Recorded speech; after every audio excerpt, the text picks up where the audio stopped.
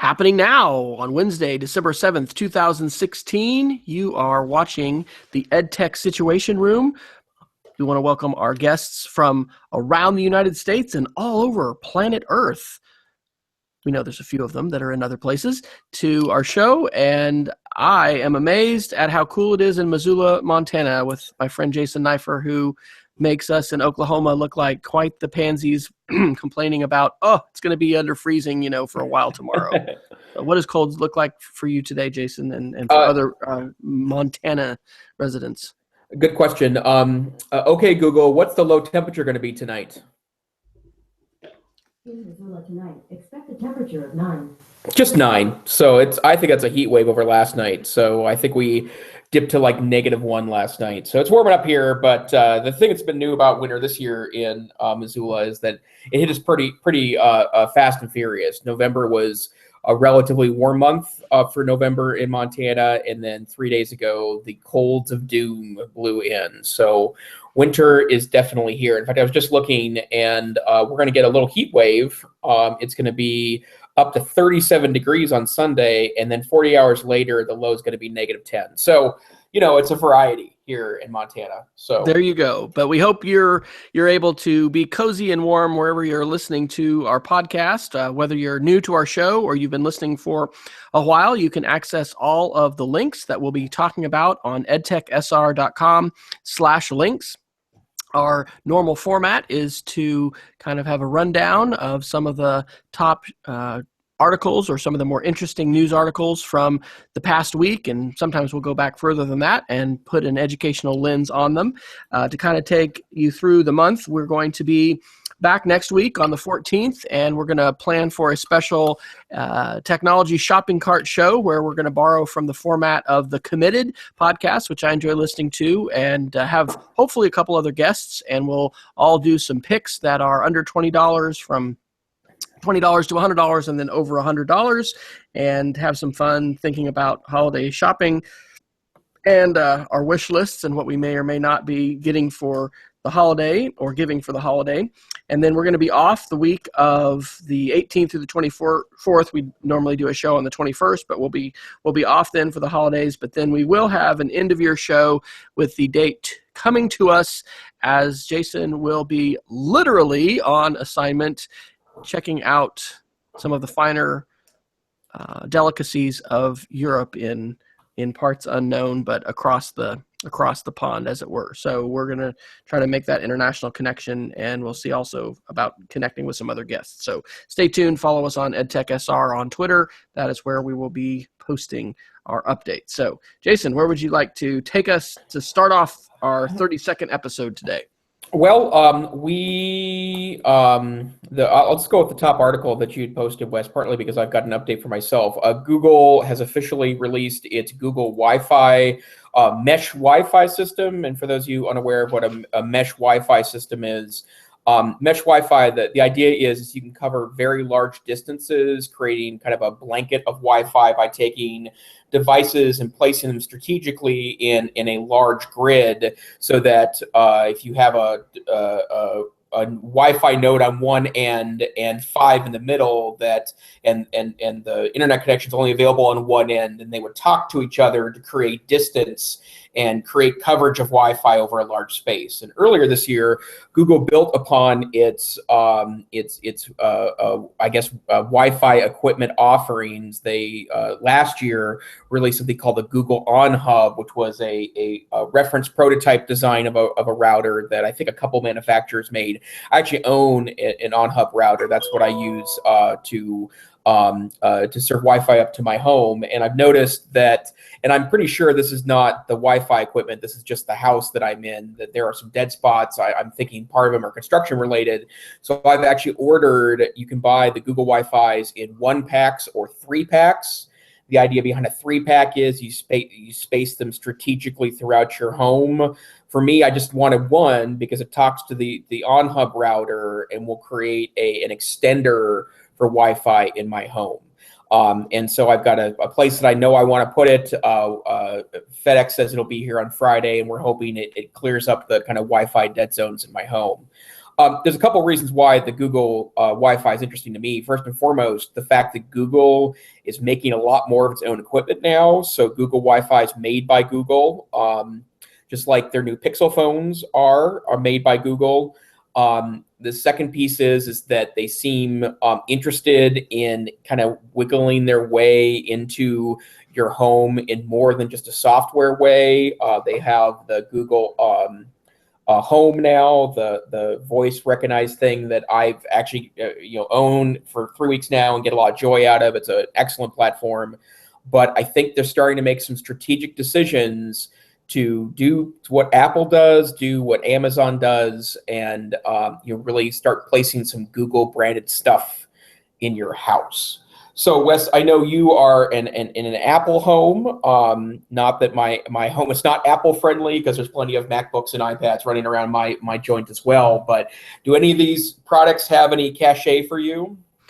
I'm definitely interested. The fact that you can use a app on your device to do quality of service and to restrict the bandwidth that other folks like to give priority, for instance, to our show. We've joked and not just joked. It's been the literal, everybody off Netflix, when we're streaming, has some appeal. I've actually deactivated the what is it called, Airport Express upstairs. We just had some issues with it, and when I got the newer time capsule, it was more powerful. So it is of interest. Is it a priority at this point? I don't think so. I did go to the Verizon store and look at the Pixel, and dabbled a little bit again, thinking about maybe what would this be like if I jumped into the Android. I'm so heavily invested in the iOS environment that it's difficult thinking about jumping ship for either phones or other things. But I'm glad to see it. And as we're going to talk about tonight, as we always do, I think about security issues and surveillance things, especially on the security side. Gosh, we shouldn't be just having this old Netgear or D-Link router from 10 years ago and saying it's just great, no problems with it. I mean, the ways in which folks are compromising routers as well as other Internet of Things devices. I don't know. I mean, there's a certain amount of inevitability to the problems that we're going to be having and cyber attacks and things, because, people tend to be lazy, and companies also, tend to, they're taking the easy way out rather than really putting a priority on security now and looking to companies like Google or Apple that have had more experience, or Microsoft for that matter, trying to keep things secure. There's just it is a wild west of devices. So I don't think so, but I'm interested. I'll be excited to hear what you have to say, and I'm certainly very interested in the AI developments of all of this, because it's again, go back to we've said it before. Sanjar Pichai, if I'm going to say his name right, back in October, saying that AI was the new search for Google. It's going to be that big of a deal. And the Google Home that you've bought, I did look at Black Friday specials, because Verizon and other places had that discounted. I think $30 or something like that. Yep. But I'm finding myself frustrated with Siri. I'm irritated when she can't get it right with names and with things that I'm trying to get her to do. And I'm very curious on how fast Google is going to advance vis-a-vis Amazon and Apple with the voice recognition and the ability to do compelling things with voice control. So I also did note in that article, I think, that you can go to Best Buy and I think Walmart as well to pick those up if they're available in your area. So you don't necessarily have to wait. It may be on the shelves, or maybe they've sold like hotcakes in your area and there's none available. But it'll be good to hear you check in, and maybe you'll convince me to make the move. Well, and I have to say that I've had similar experiences as US with I feel like Siri's not really keeping up with Alexa and Google now, and to a lesser extent Cortana, which is baked into Windows 10. But I think that whoever figures out these will be leaders in home initiatives. And I don't have any smart home items right now. Actually, that's not true. I have a Wi-Fi connected outlet that is like of zero use, but I can turn it on from my phone. So that's, I guess, kind of interesting, but that's it, right? I mean, I don't have any of the smart lights. I don't have any of the other devices. We are going to invest in a Wi-Fi connected thermostat, just because our thermostat, we were going to get a programmable one anyways with the weather. So that might be something interesting, but it'll be interesting to watch this play along. You know what? Hopefully this isn't going to bite us.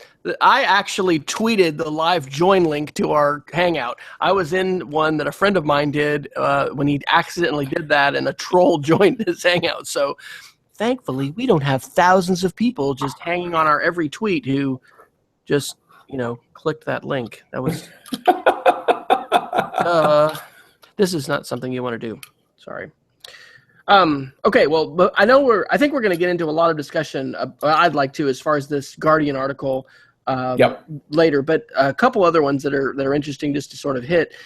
We have been doing lots of work on digital citizenship. In fact, today, our school psychologists and I, who are co-chairing our digital citizenship team at school, penned what is close to the final draft of a 5-year strategic plan for digital citizenship for our school. And so we've been looking at lots of resources, curricula, talking to different schools. We've had a mini summit a while back. The article I want to give a shout out to was CNN yesterday. How much time do parents spend on screens as much as their teens?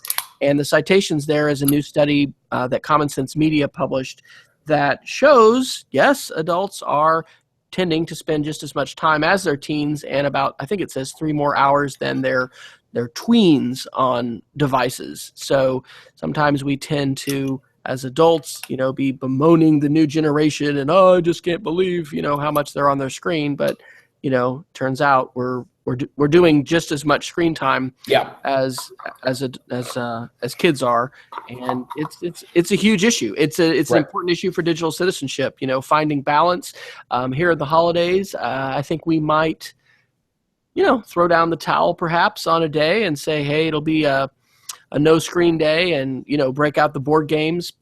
Left to our own devices, we can stay on our own devices, and that's not. It can be fun, but it's also good to have that face-to-face time and to think about being intentional with our devices. So I mean, it's I noticed, that tonight at dinner, our youngest was we were just kind of all having leftovers and eating on it. We weren't all sitting down together to eat at once, but she was on Snapchat the entire meal, and so it's sign of the times. So are you finding yourself putting any limits on your screen time, or is that something negotiated between you and your wife? How does that play out in your home? It's a great question. We talk about this quite a bit, and actually I do now 2 different presentations as part of my work as a professional development guy. One on self-distracted teachers, and the other one's on student distraction. And I would also note that there is this week's Note to Self podcast from WNYC tackles this issue from a slightly different angle. They call distracted is the new drunk. Related to driving, and it's an excellent. I just listened to it earlier. I was taking a jaunt around the chilly neighborhood. It's in my household, no kids, just pets. They will let us know if we're looking at the phone too much, right? They'll get right in our lap and let us know. But it's something we have to talk about as a couple. I mean, there are times when we have to set rules about dinner. We have to set rules about family. We've created our bedroom as a no device zone, Kindles only, in our bedroom, because I've actually read a number of different folks on this issue saying that having the phone so easily accessible to you in bed encourages you to pull it out at times you shouldn't, with the backlighting and the blue lighting and that sort of thing. But yeah, it is really an issue, and part of what I think we need with, and Wes has heard me present in this these types of terms before, right? But there is a kind of I think an intellectual evolution that's going on related to the way we engage with such things, right?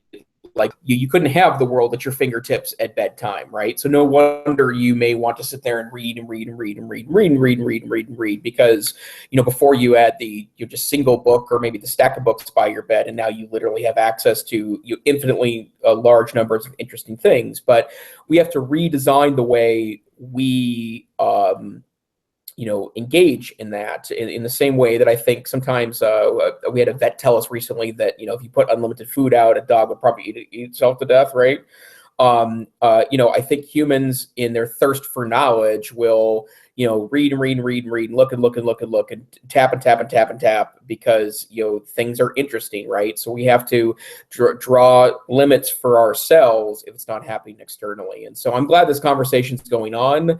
I think it's also related to the fake news problem on Facebook. It's related to the overstimulation in media. There's lots of things surrounding this issue, but it feels like we're starting to have finally some honest conversations around it. So I think it's really great news that we're heading in that direction. Well, the next article is an Ars Technica article from yesterday that says T-Mobile's excited about life under Trump, reversal of net neutrality rules.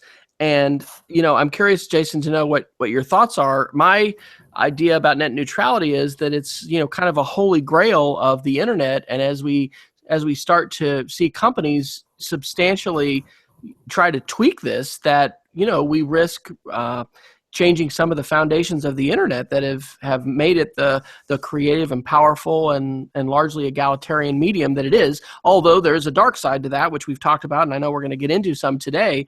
But for folks who may not have followed this, T-Mobile has allowed folks to basically have no data caps on streaming music services, and it's a binge-on service. And for us, we've been T-Mobile for a couple years now, and it does excite our girls, and it sounds great, but in T-Mobile's case, it doesn't so much put different companies at a competitive disadvantage, because as I understand it, they've allowed any company to basically apply and then become eligible for this, whether it's Spotify or Apple Music or Netflix or whatever. The more troubling thing is that we've seen AT&T come out with their new digital DirecTV offering, and so they are giving the preferential data treatment for their own product, which is going to put everybody else at a disadvantage. And seeing these big media companies basically flout the idea of treating all packets with equal it's not equal treatment under the law, but treating all packets equal. It's a cornerstone of the internet. So any thoughts on that, Jason? Well, I mean, I think the nerds, as they did in the past when net neutrality was at risk, will rise up and hopefully help create some public outcry related to this. But I'll tell you where the lack of net neutrality really terrifies me is as a government funded program that serves online students, right? Like, I don't think that my program will qualify or be able to pay for upper tiers of data access with providers.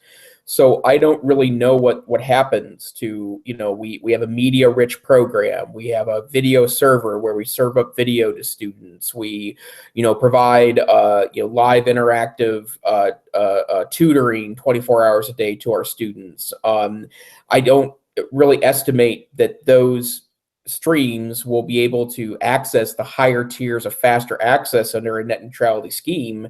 A lack of a net neutrality scheme. And I would really worry about what happens to the quality of my program in a world where we're, relegated to, 250K per second internet. Like, I just think that is not good. So that's where I come from. And I think schools will really struggle under a net neutrality situation. Some people will clearly benefit, and I'd be willing to bet a third of consumers, maybe more, might find it to be preferable because they, have relatively not nuanced or diverse tastes in what they're doing on the internet. And I do think that from a sales standpoint, it could create a lot of economic interest for average consumers, right? But I think in the end, it's going to really hurt, as you suggested before, Wes, why the internet's important.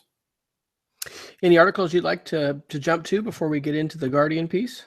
Yeah, well, let me go ahead and do this week in Apple hand wringing, and I don't need to talk more than a few seconds on each one of these articles. But there's two articles that I shared tonight. One of them is an article from yesterday's CNET about how Apple's pricey MacBook have me looking at the Microsoft Surface 4. No, I guess it's Surface Pro. So the Surface Book, so the Surface Pro, the tablet with the keyboard on it, and then the new Microsoft Pros that happen to be plagued by complaints about battery life and weird battery glitches. I would also note that there was another article that I couldn't find a good link to. There's references to the story, but Apple is also admitting now that the 5S and the 5S, I'm sorry, the 6S and the 6S Plus, a year after it was released, is starting to experience battery issues a year after its manufacturer. So they're admitting to this now. That's the key piece, is that before now they were saying that it was likely user error or damage from end users. Now they're saying it's probably not.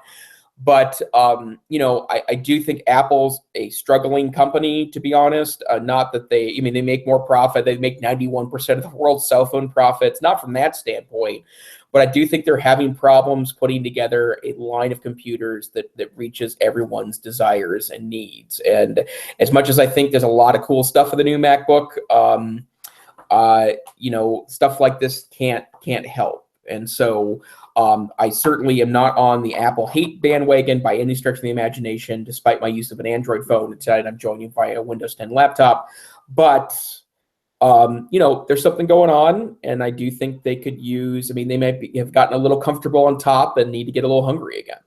From a school standpoint, I'll check in with the thinking that hopefully this next week we'll see as far as being able to share this with our administrative team. But we've been looking at refresh options for our teachers. We have over 90% of them with MacBook Pro laptops, and for those we're wanting to explore the option of having some choices and not just saying it's MacBook Pro or nothing. Right.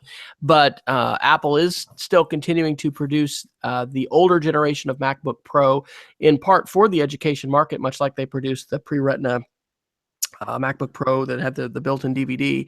This one's got USB, ports. It's not C ports, USB 2 and I guess 3 ports. It's got a built-in HDMI port. It's got Thunderbolt. That is the $1,300 MacBook Pro laptop that I think would be the best option for our teachers at this point. It's just too big of a stretch to say, you've got to have a dongle to plug in USB. I'm doing that with my MacBook Pro right now, or not Pro, with my MacBook with the light 11-inch, with my big video dongle here that I have my power plugged into, and then my USB iRig mic. It's a workable kind of thing, but anyway, I certainly don't see us as a school jumping right now on the USB-C bandwagon, either with the super thin MacBook line or with the new MacBook Pro line. And so, Apple's not going to abandon their education customers. It's not the biggest part of their market by any stretch of the imagination, Right.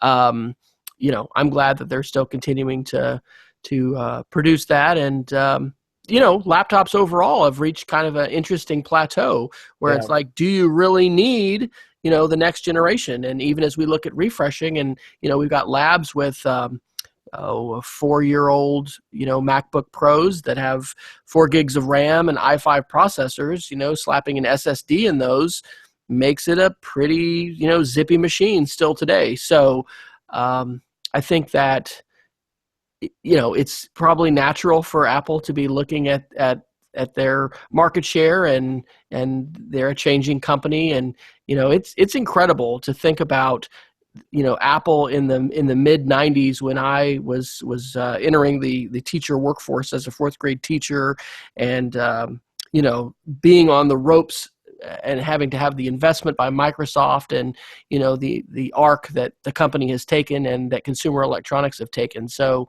I hope that we'll see Apple make the investment in the Pro line, and not turn their backs as it was on some of their most dedicated users. it's going to take a lot, I think, to get people to actually switch. Apple ran that whole switcher campaign, to switch from Windows. I think it's going to take quite a bit to get hardcore Apple users to switch over to Microsoft. So I think the jury's kind of out still on how many people are going to do that. It's there are more choices than ever before, and certainly from a security standpoint, there's reasons for schools to be looking beyond a single platform and be looking at Chrome, not instead of just thinking about Windows or thinking about Mac as a single standard. Absolutely. Okay, shall we dig in the big one? Let me do a quick shout out to Peggy George. I think she is watching us live tonight, as she often does. And she had tweeted this link number 7. It's a TED Talk video by Zeynep Tufekci. I don't know is that right? Do you know how to say that name? Tufekci. Machine intelligence makes human morals more important. Really, really good TED Talk, and touches on an idea that we've talked about here a little bit, that STEM ethics it's an issue. It's not just a matter of helping kids learn to code. It's also going to be, making decisions about the code that's written and thinking about the choices that we have as we use technologies like AI and as we design AI. And so that was a great TED Talk. And I think that Peggy shared that perhaps after our last show. So I would certainly commend that to folks. And, where are you today on the we're going to talk a little bit about democracy and things like that with surveillance and things, but where are you in terms of your thinking about AI and moral dilemmas and ethics and all of those kind of things? Is that something that you'll offer, by the way, for the Montana Virtual Academy? I know you guys can offer things that aren't offered anywhere else. Is anybody teaching that class yet? No, not yet. Although we're thinking about ways that we can be doing technology courses that do kind of touch other disciplines like that. That there is a lot of focus around coding right now because of the nationwide focus on that. We get a lot of requests for that, but I think tech and society sort of things could be an interesting way to approach the issue. And I am very convinced, as we've talked about many weeks in the past, that we're not doing enough here, right? Like, it's just we have an underwhelming amount of discussion going on in schools related to technology's features. And so if we could do a class like that, that would be great. I talk a lot about this. I think a lot about this. I'm obviously all in on a lot of different platforms. AI is starting to become an increasing part of the way I engage in the world. I have weather forecasts that are insert itself into my life in the morning. The current app I'm using only notifies me when the weather's interesting, as opposed to when it's just the weather. Machine algorithms are starting to inform me that things that may modify my day and the way I engage. And there are implications to that, I think. But I'm still cautiously optimistic that before the AI becomes too obfuscated, too dystopian, that we'll sit down and figure out some good ways to make sure that we're getting what we want out of it and not let it go too far. So I'm cautiously optimistic. The interesting thing that Zeynep makes in this TED Talk is talking about machine learning and the black box that machine learning can become, because unlike something that is coded that you can peer into the algorithm and really see how it made that decision, a machine learning system that you are basically conditioning to say, yes, I like that outcome, no, I don't, and it's making decisions and changes, can become a real black box and can generate some things that seem irrational, and that it's important to insert morals into that. And I don't know. Machine learning, I guess, is probably just part of AI, and it's being transparent to us. Using Google Home, using Siri, we don't really know how people are writing those algorithms that are generating the results that we have. But I don't know. I think it's it's the importance of literacy, and it's like the Douglas Rushkoff Program or Be Programmed book, which I listened to on Audible a while back. It's not to say that everybody has to be a coder and know Java and Python, but it is to say we need people to be articulate and to be informed, and to be able to weigh in on decisions that involve technology and coding, and to have a literacy with that. And I think we're actually talking at our school in maybe within 2 or 3 years of having a mandatory computer science trimester class for students, and to bring that back to schools and what we should be doing. I think that we should be looking at the requirements for graduation and the ways in which coding and app literacy and also a citizenship level understanding of these issues should play a part in the mandated standardized expectation for everybody in terms of graduation. So I don't know that that's going to be a clean here's algebra 1 and that this is exactly what everybody's going to be doing, but hopefully folks are wrestling with these ideas and finding ways for these conversations to be coming into classrooms and thinking about it. Things are changing so quickly that we're not going to have a ton of time to take 20 years to adopt a new curriculum before we turn around and say, oh my gosh, look at all the self-driving cars and the truck drivers that are out of business, and or big changes that are happening in society. So yep, absolutely.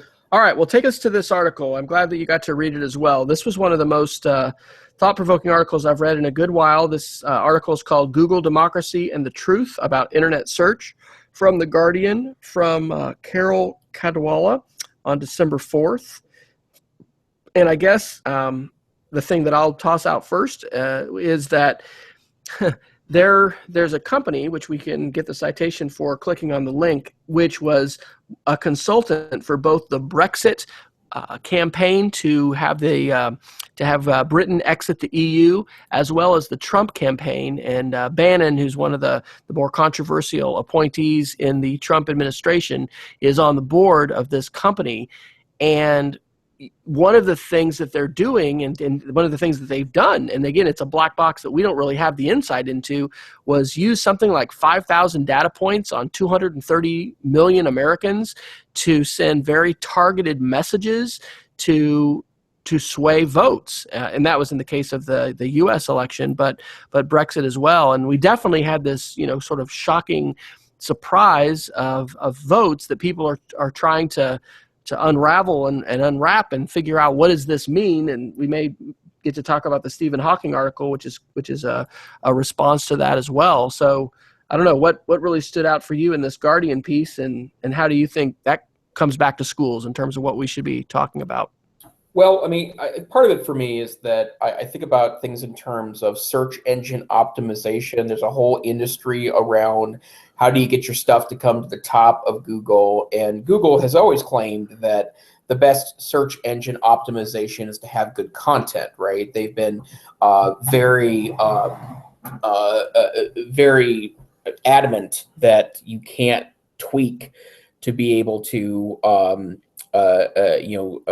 tweak Google search results. And they've also been very secretive, and I think the article mentions that about their logarithm and what the formula is, which probably takes in hundreds, if not thousands, of data points in order to determine what ends up at the top of search engines. But it's not a surprise to me, both that there is a concerted effort on the part of political folk, and I have no reason to believe that this is a right-wing phenomenon. I think that there's probably things happening on both sides of the situation, as well as there are people trying to tweak, I would assume, from multiple political points of view. But the bottom line is that, at what point can we trust a search engine, and what point can't we trust a search engine? And I like to think of it in terms of, one of the things that I've started doing when I work with teachers more often now is to say that we've been underwhelming in the way we've taught search to students. In a lot of cases, we don't teach it at all. And then worse, if we do teach it, we're not helping people with the savvy tricks that you need in order to become a great searcher, right? Some people would argue, and I've had this discussion with Martin Horaci at the University of Montana before, and he makes a great point that at some point the search engine would be smart enough that you don't need to tweak it because it's going to anticipate the knowledge that you need before you need it. That's a whole can of worms beyond what we could get to tonight. But it's true that I don't think we treat searching enough as a critical thinking exercise. We treat it as a fact acquisition exercise. It's not.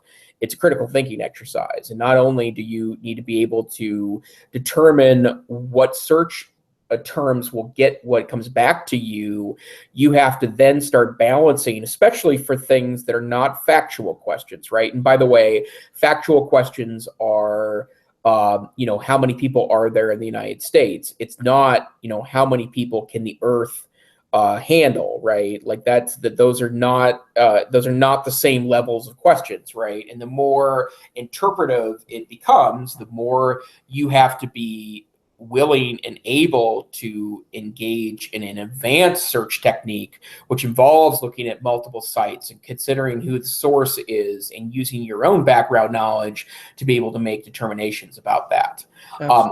There's a larger classroom implication that I want to talk about a little bit later, but I guess it probably begs the question, we've also talked a lot about in past weeks, social media's impact on the most recent election, right? So I have to wonder, are a lot of people going to search engines to look for facts anymore? Or is a search engine actually a relatively dated way for us to engage with information?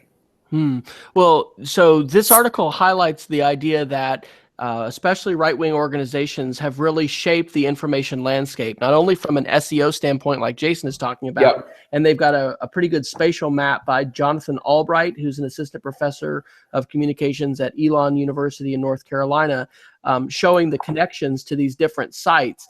And one of the biggest outcomes of this, and it happened the day after this article was published, is that when you would put in things like Muslims are, blacks are, there are some very negative things that are coming up in the search results. And Google's defense previously had been, well, this is just the algorithm, we're not choosing that.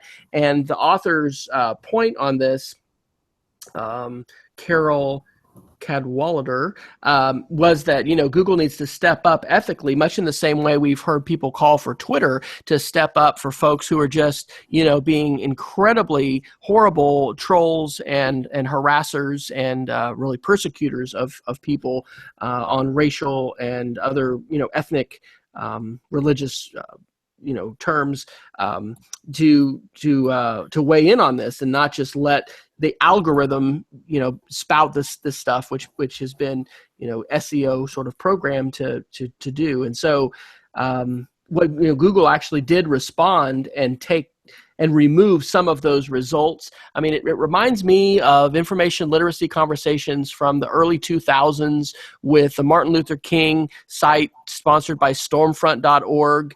I actually had people, I wrote an article for the Tech Edge, which is TCEA's magazine, talking about digital literacy, and I think it's called Digital Literacy Now, and talking about, it's sort of an Alan November kind of digital literacy lesson where you're going to look at the domain and look at where it comes from. And, they were asking me actually not to link to it, because by linking to the Stormfront Martin Luther King site, I was giving it more power so that it would be higher in the search results in Google's PageRank system. So, but it's not just about search, because I think what's happened so dramatically, it's like in your Facebook. I mean, how many of us have either unfriended people or really reduced our use of Facebook because we're like, oh my gosh, this is so extreme. We've had a lot of extreme links generated and created, pushed to people, sponsored links. And so the information bubble that we are inside social media, especially within Facebook, has been really strongly shaped by outlier views. And what I'm reminded of, Jason, when you talk about the search skills and how we've done a poor job of searching, it makes me think of things that I've heard Gary Steger say, and thinking about, sort of Seymour Papert and this idea of wanting students to have agency over the technology, not to just be the passive receivers and consumers of the search engine, like, well, I just searched for election and this is what I got. But, really having agency over it. And it's not like you're writing the PHP code to do something like this, but you are, iteratively searching. You're using tools to change time. Maybe you're searching for different file types. I mean, it's the kind of stuff that Google would usually put front and center on a Google Certified Teacher Summit or something like that, to say, hey, we want you all to go back to your schools as savvy searchers and as champions of teaching search, so that students recognize this is a powerful tool. This isn't just a car to get in and drive from A to B. I mean, I don't know what the right analogy and metaphor for this is going to be, but I mean, this is like a time machine or something. I mean, there's a lot of controls here that you can push and manipulate in order to generate results. And I definitely agree that that's a bandwagon we need to be on. And I don't know.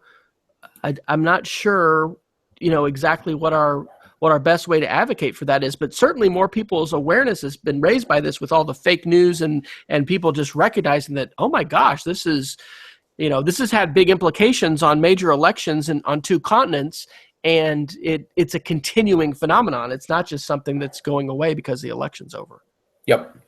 I would add to that the notion that, this is part of the reason why I rail against notions that teaching content doesn't matter in an era of Google. And it goes back to our discussion last week about the Stanford study. The kids are terrible at spotting fake news versus real news, and a lot of the media around those notions. But I would echo the notion that if we were teaching more and better search in schools, we probably could rely on it more and give, as you're suggesting very correctly, Wes, agency to students to do that. But I mean, and I'm particularly sensitive about this as a history teacher, but I am terrified by the notion that we would get rid of at least some notion of authority in a classroom to teach history, in exchange to push kids out to a search engine where they are unable to determine what is real versus what is not, right? And it's less so an issue when you're talking about the Federalists. It's much more of an issue if you start talking about Nixon, Ford, Carter, Reagan, Clinton, Bush, like the more modern you get, the less we can rely on, the first 25 sources you get in Google to give you a correct piece. And I just think our kids are prepared for that. And so, and then you then start putting it in context of science, right? Like you type in global warming into Google, right? Like, I believe in global warming. I believe it's human caused. I agree with the 99.7% of scientists that believe that. But if you look at a Google search, I'd be willing to bet that 50% of the first 100 links are at least critical, if not straight up climate deniers, right? When the science goes almost completely in one direction, right? And that's where, if we're not teaching folks about starting to compare sources and build complex rules in our head for what information is correct and what is useful and what is not, I think that's a really important piece of all this. So, I'm obviously very conscious about this right now. I'm hypersensitive to these notions because of the election cycle being over with and the results of that election. But that does not mean that it hasn't been brewing for a while. So I am very happy that we are able to to reintroduce some of these topics, I think, into the mainstream discussion amongst teachers. Well, this segues to the Stephen Hawking article, which I put in for this week from December 1st. This is also from The Guardian. And his editorial politics piece, opinion piece, This is the most dangerous time for our planet. Subtitle, we can't go on ignoring inequality because we have the means to destroy our world, but not to escape it. And his take on the Brexit vote specifically, because he's in Cambridge, England, as well as the US election with Trump, is that this was a rejection of the elites by the people. And that, people's anger at globalization and the failure of this promise of free trade to, bring them a better income. It ties into a book which I actually started reading today, and I've resolved to read over the holidays. It's Raising the Floor by Andy Stern, and it's about UBI, the Universal Basic Income. He's saying that this is a nice way of saying it. We're going to have to share more. Our corporations and our wealthy individuals in society are going to have to recognize that the trajectory of technology, AI, robotics, and the continuing. This is the third wave of Alvin Toffler, that it is not leading to full employment. In fact, it's going in the reverse direction. Right. And I think I put this link in here as well. And if I didn't, I definitely need to drop it in. About this was the it's like the guy in charge of. I'm gonna have to go to my Twitter. He's in charge of not the World Bank, but like the Bank of England, and he's talking about how many millions of jobs are going to be displaced in the next. Carney, Mark Carney. Declares robots could put 15 million Britons out of work. And this is in the next, what's the projection? It's like the next decade. In an alarming vision for workers, Mark Carney warned that many jobs would be hollowed out as huge technological advances meant roles could be automated instead. He's the Bank of England governor. I don't know to the degree to which articles like this are in the mainstream media. But I could totally be wrong with this, because I'm living in my own little bubble and possible echo chamber as well. But it seems to me, and this is something that this EdTech SR experience is sort of doing for me. I was telling my wife today, it's almost like I'm in a course, because I'm like reading more articles and I'm more focused on some of this stuff than I have been before.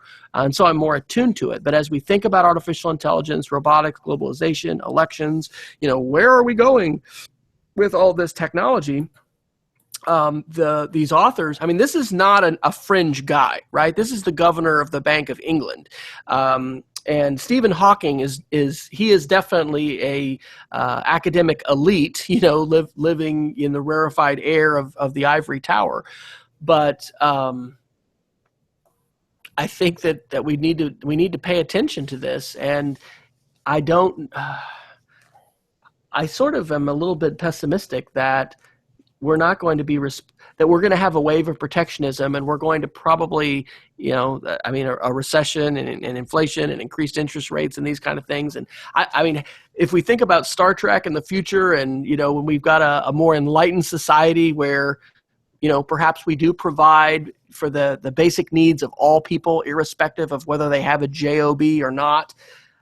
Gosh, is that going to take us 200 years to get to? And I don't know. I'm having lots of thoughts along those lines. And so sometimes you become more aware and sensitized to a term or, to an idea, and then you see it and you're like, and there it is again, and there it is again. And I kind of feel a little bit like that with this idea of job displacement and needing to rethink economics, which is a pretty hard thing, living as I do in the oil belt, and our there's probably no senator that's a stronger climate denier than James Inhofe, who was a very kind man whose office got Alexander and I into the White House in 2009 and met with us and some other people, but the guy is largely funded by oil and gas, and is one of the strongest voices against anybody talking about climate change today. So I don't know that.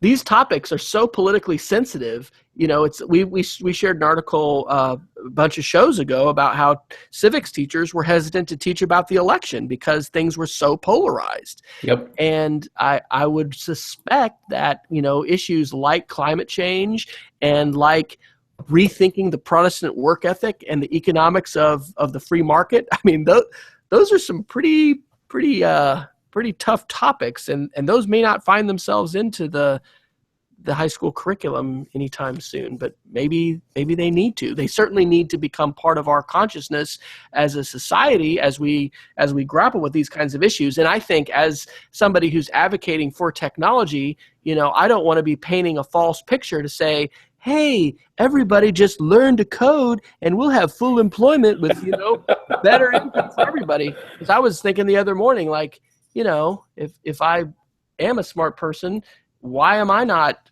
rolling in the dough, having, a fair bit of digital literacy and knowledge about all of this? I mean, it's not like digital literacy and knowledge of computational thinking is just going to lead you to a gold rush and a gravy train of unlimited income. I'm sure some people have figured that out better than others, but I don't know. That's a long ramble. Does that resonate with anything you're thinking about? It does, and like these are all issues we're going to have to come to terms with. I know I've mentioned this probably a half dozen times already on the podcast, but I am thinking a lot about can we undo globalization? Probably not. We definitely can't undo mechanization, right? Like that.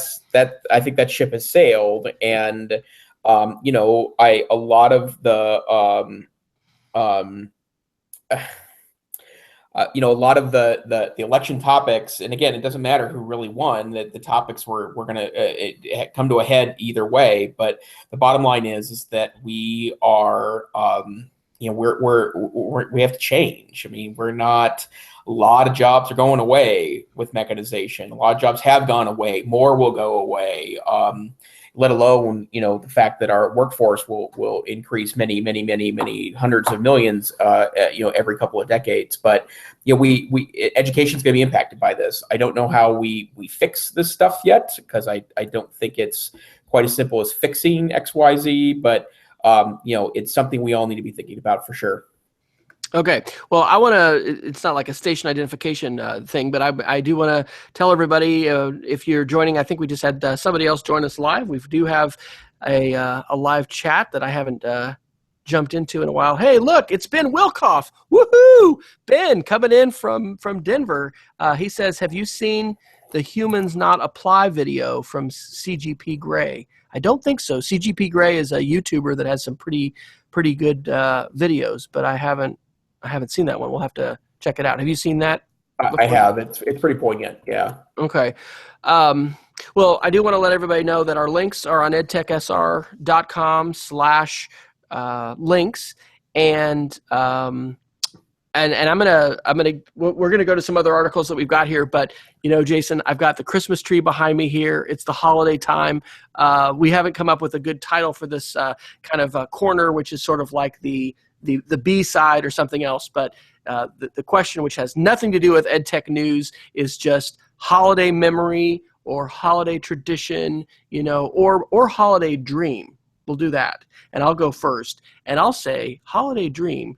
My dad grew up in Powell, Wyoming, and we're I think going to be able to go back to Yellowstone as a family this summer.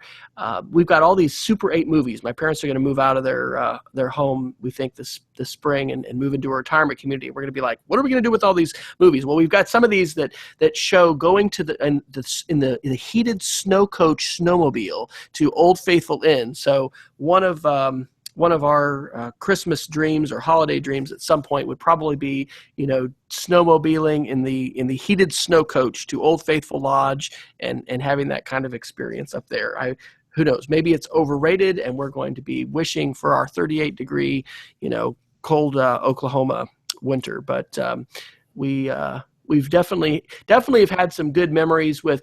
We haven't had the ice storms and the severe weather since the late the late 2000s, 2007, when I got to go to Macworld with my cousin Devin and saw Jobs announce the iPhone. We didn't know he was going to do that.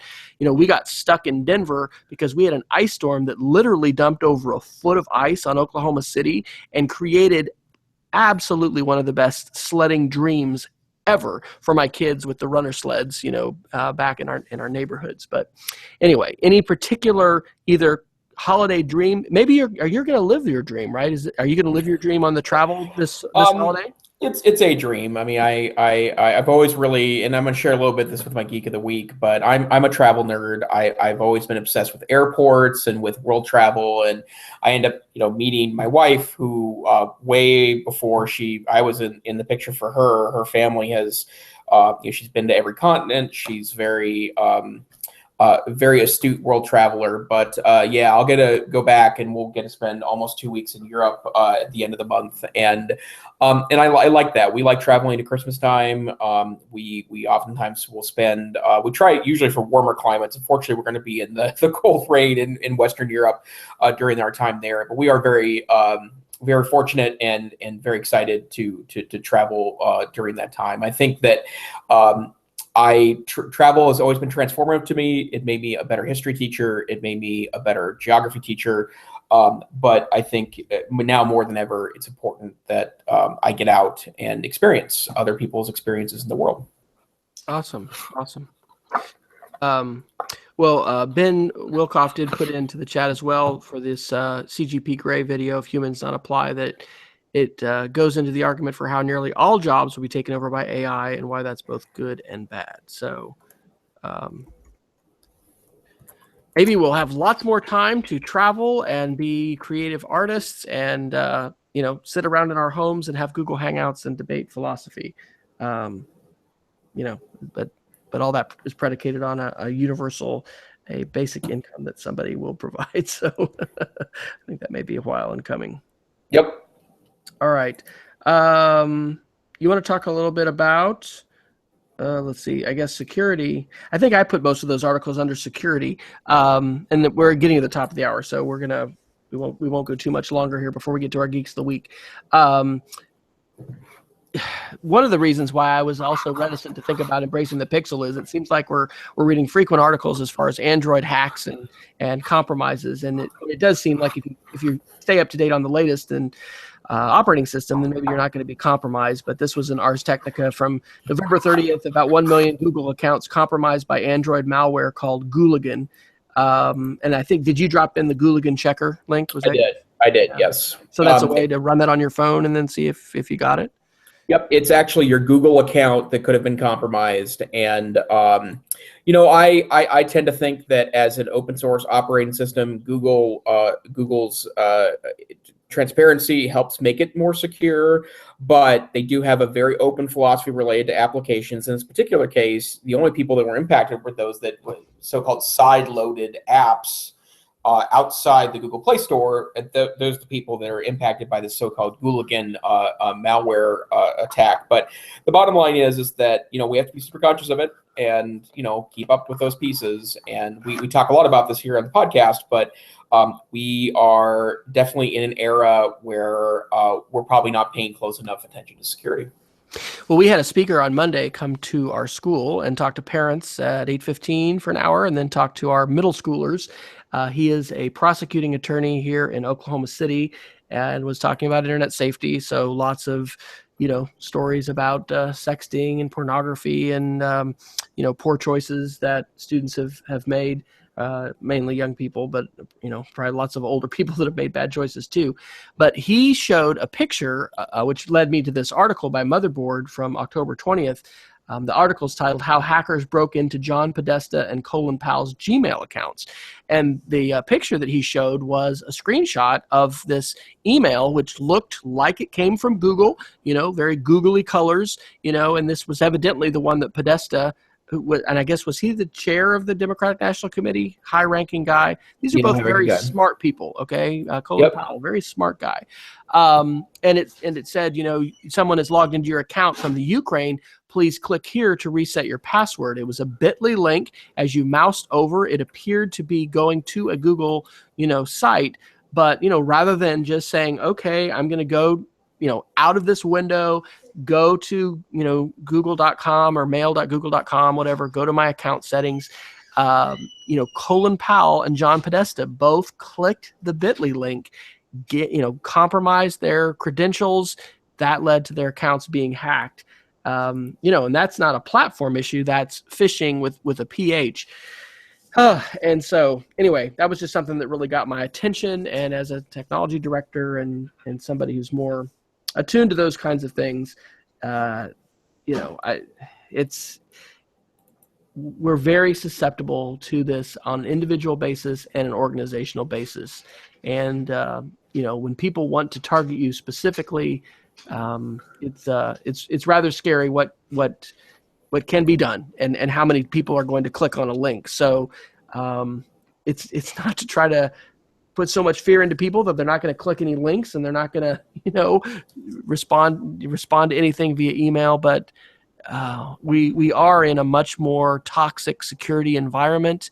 And the security strategy, we did a presentation 2 weeks ago for a local conference down in Norman and talking about a layered security strategy and, reasons why we want to have more workstations on Chrome and why we want more people to be saving things in the cloud and not, saving things locally. So the conclusion from that, I guess, is just to, be careful out there and certainly when you're putting in your account credentials. And I think there's one other article that's up in the surveillance section, but it's from Fortune on November 26th. This tool can help you disappear from the internet. That website, which of course you should question and wonder, do I put my credentials into this? But it will show you every site and app that you have authorized to use your Google account credentials. And I had over 100, most of which I'm not using at all now, some of which I couldn't log into before, but it highlights the importance of trying to be very sure whenever you give those credentials out that, it's a legit site. So I don't know what I want to say with that. Be very, very scared. Be careful. So maybe we should go to Geeks of the Week. So you've got a few more of those than I. You wanna take us out with some Geeks of the Week? Yeah, I will say that I am planning a trip to Europe. It's been 3 years since I've last traveled internationally. Very excited to go back. I'm actually challenging myself, which is insane because 10 years ago I was the world's most diva packer, 4 or 5 suitcases for an overnight trip sort of thing. But I'm going to live out of for 2 weeks a bag that is carry-on sized. So I just bought a new Eagle Creek bag. I'm really excited about it. I'm going to use packing cubes and other strategies, and I'm going to try to rewear clothes a lot. Which is not my usual MO, but I love reading about travel. I love reading about flying. I love reading about kind of hacking the system with frequent flyer miles and stuff. And I want to share a couple of my favorite websites for that. One of them is just ridiculous, but it's awesome. Airlinemeals.net is literally a community of people that post pictures of their airline meals. Everything from terrible to awesome. And I love it. It's so great and so geeky and so narrow. Seatguru.com is an excellent website if you find yourself able to pick your seats. If you know the airline and the plane that they're using, it'll give you advice on which seats are terrible. So even if you're sitting in super economy class, you can avoid seats that have particular issues, near a restroom, doesn't recline, doesn't have any under seat storage. Excellent website for that. It's now owned by Travelocity. But it's a great website. And then 4 blogs that I read pretty regularly that have travel news, airline news, that sort of thing. ThePointsGuy.com is a community of writers that like to tweak and figure out interesting ways to get airline points and use them to travel around the world. Cranky Flyer is a travel blog from kind of a critical point of view, but still really well done. Airline Geeks is the same. And then one that I started reading more recently was 1 Mile at a Time, which is a boardingarea.com blog. And these are all just really great, if you're into the industry. And I have a lot of affinity for airline flight. I love travel lounges. Oh, I love them so much. And finding ways to get into those, even if you're not a super elite flyer. Those are my fun things to do where my nerdy computer obsession meets a nerdy obsession of another realm. So excellent websites for travel. And I'm also starting to go through the process of getting all my travel gear together. I bought a new converter that is this fancy like IKEA color looking one. So I'm excited about that. And I've got a phone that I'll use just in Europe, and I'll drop a SIM card in when I get to London. And yeah, lots of interesting travel stuff is starting to invade my home. So yeah, awesome. Oh, did I lose you? Oh, okay. Well, I was just over looking at our survey. We have only had one person fill out our survey, and I know that we have more viewers and listeners. So if you've not made yourself known to us via a tweet or via our chat room, please fill out our survey. Jason's did a lot of good Geeks of the Week there. Mine this week is quick. It is just safeshare.tv. There are several different sites that can strip out extra things when you're sharing a YouTube video with students. Two of the great things about SafeShare, and I think shout out to Peggy George, because Peggy, you may be the one that let Shelly and I know about that via Classroom 2.0 Live. It works with Seesaw, so my wife is flipping links into the Seesaw Learning Journal for her 3rd and 4th graders. But it also functions like TubeChop. If you used TubeChop back in the day, that was a Flash-based tool that you could use to basically just show a certain segment of a YouTube video. And so she has set up listening centers, which are kind of like watching centers. They're doing the Best Christmas Pageant Ever as a novel study. And so their video is on YouTube, but she wants kids to just see sections of it. So it's a very great tool to create links, share via QR code, and then you can also decide part of a longer video that you want to show as a segment. Safeshare.tv. So just to recap, we're going to be back next week on the 14th with our technology shopping cart holiday show. Probably have a couple other guests, and so that should be fun and give you a couple weeks if you're going to be purchasing any gifts for family and friends before the 25th to possibly use some of the advice of our EdTech SR panelists to do some last-minute shopping. We'll be off the following week, but either the last week of the year or the first week, we're going to try to connect with Jason as he is across the pond in Europe and do our end of 2016 in review show like we have done before. So, Jason, where can our cast of thousands of listeners catch you online? Well, my name is Jason Neiffer. I am the Assistant Director and Curriculum Director of the Montana Digital Academy, the state virtual school in fabulous Montana. That's my day job. I'm also the Tech Savvy Administrator in residence for the Northwest Council for Computer Education, where we do have a wonderful conference coming up in February. You can find out more at ncce.org. And I blog for NCCE, blog.ncce.org. And I'm on the Twitters as Tech Savvy Teach, so you can find me there or here on Wednesday nights with Wes. Awesome. And I'm Wes Fryer. My blog is speedofcreativity.org. You can find me on Twitter at wfryer and a few other places as well. I've got some of those linked in my Twitter profile. And I am now happy to be sharing podcasts periodically on 3 different channels. This is certainly the most frequent one, edtechsr.com, but I've been publishing a little bit more on ooh, look, is the cat making an appearance? On Fuel for Educational Change Agents. In fact, I just published a recording that my wife had made at a presentation yesterday for some elementary teachers here in Oklahoma City. You can find that at audio.speedofcreativity.org, and you can also find my main podcast at speedofcreativity.org somewhere in the navigational links at the top. So we want to thank both Peggy George and Ben Wilcoff for joining us live. And Peggy says in the chat, Jason, you would have been really proud of your Montana teacher who was our featured teacher on Classroom 2.0 Live, Nikki Brandenburg. And yeah, she was Yes, she was awesome. Yeah, I got a chance to listen to it after the fact. Nikki's awesome. So, shout out. So please let us know if you listen to the show. If you got any questions, ideas, things that you'd like us to tackle, we are definitely open to your suggestions. So thanks very much, everybody, and stay safe out there.